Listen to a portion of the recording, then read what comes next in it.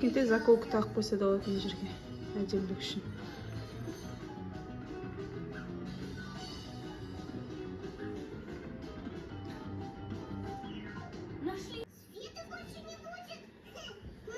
Алдымен шашты тарап, осылай буып аламыз, хвостик деп.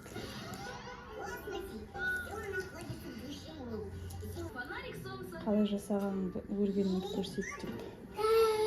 Қыздары бар, келіншектер жазған шығар.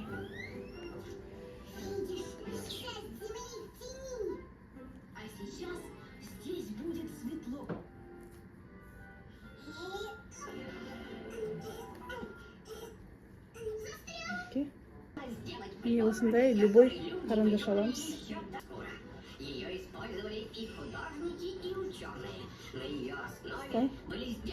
Қоямыз. Енді шашты осылай алып аламыз. Сосын үшке бөлеміз.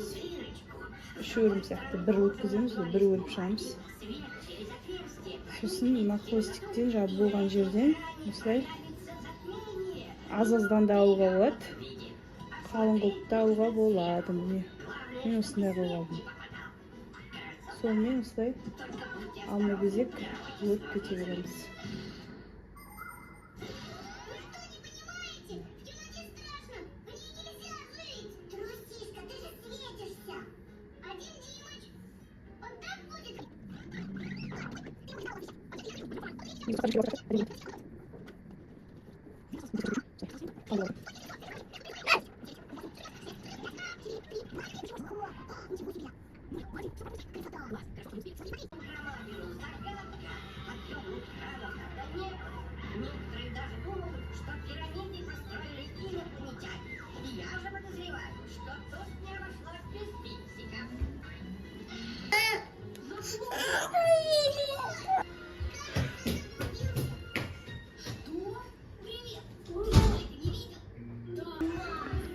Міне, слайдап шықтық.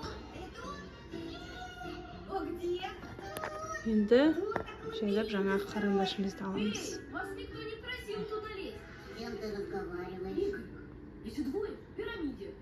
Осылай шықты. А я никогда не теряюсь в лабиринте, потому что знаю правила. Надо всегда держаться рукой за стену.